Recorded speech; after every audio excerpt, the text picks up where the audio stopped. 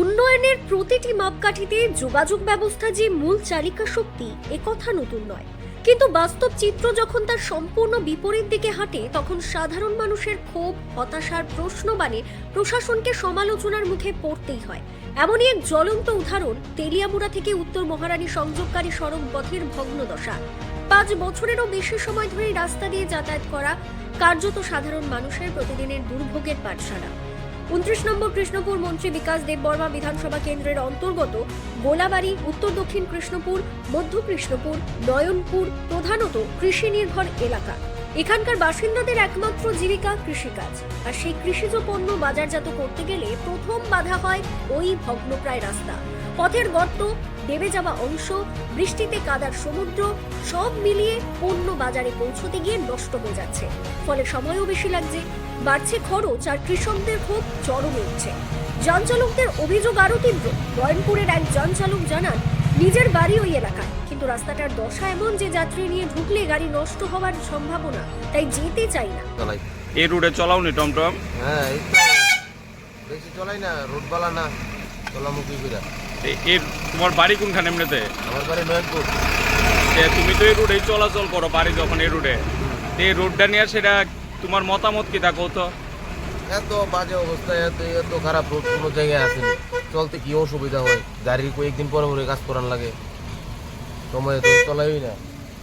আচ্ছা, পেশেন্ট টেশেন্ট লিয়ে যাওনি এই রোডে? পেশেন্ট লিয়া তো বয়স্ক পেশেন্ট টেশেন্ট যাই না। কেরে ও পেশেন্ট উঠলে না যাইতাম। এটা কোন বিধানসভার আন্ডারে?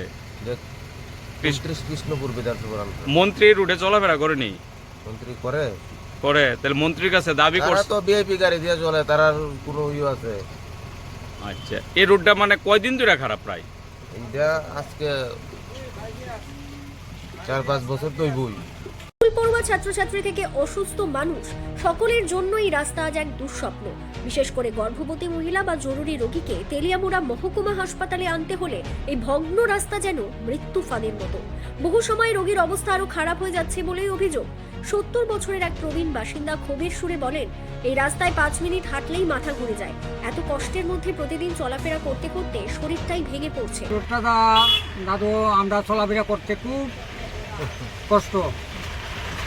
মালামাল মানুষ হয়ে এমন জানান মালামাল আমরা কেটে সবজি টবজি কিছু আনতে পারি। আচ্ছা, এটা কোন বিধানসভার আন্ডারে? এটা কৃষ্ণপুর। আচ্ছা, মন্ত্রী এই রোডে চলাফেরা করেনি? হ্যাঁ, মন্ত্রী তো ওই দিলে আমরা ওই ফিনাকি রোডে চলাফেরা করি। এদিকে বেশি আয় না? আয়ে ওই এমনি তা মানে ওইদিকে, মানে এই রোডটা পুরাটাই খারাপ নাকি? হ্যাঁ, পুরাটা খারাপ। কৃষ্ণপুর অব্দি খারাপ। কয়দিন ধরে খারাপ? অনেকদিন ধরে, 1 বছর।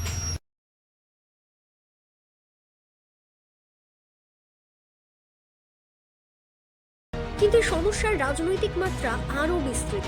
অভিযোগ উঠেছে, মন্ত্রী বিকাশ দেববর্মার বাড়ি উত্তর মহারানীপুর এলাকাতেই হলেও এই রাস্তার করুণ অবস্থার কোনো পরিবর্তন হয়নি।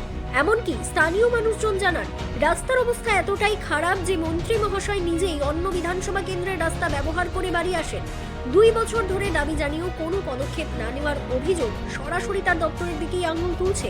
ভোটের সময় উন্নয়নের প্রতিশ্রুতি যারা দিয়েছিলেন, আজ তাদের নীরবতা মানুষ আরও প্রশ্নের মুখে দাঁড় করাচ্ছে। এলাকাবাসীদের বক্তব্য স্পষ্ট, প্রশাসন যদি এখনই না শোনে তাহলে মানুষ রাস্তায় নামতে বাধ্য হবে।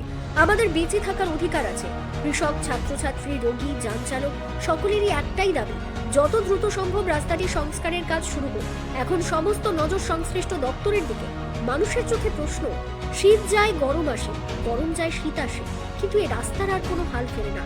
জনগণের ভোটে নির্বাচিত জনপ্রতিনিধিরাই যদি জনগণের মৌলিক সমস্যার সমাধানে নীরব থাকেন, তবে উন্নয়নের ভাষা আসলে কার জন্য লেখা হচ্ছে? চলমান জনদুর্ভোগ কি এবার প্রশাসনের ঘুম ভাঙাবে? সেটাই এখন দেখার বিষয়। না এভাবেই চলতে থাকবে বছরের পর বছর গতানুগতিকভাবে চলবে প্রশ্ন সার্বিক এলাকার মানুষের।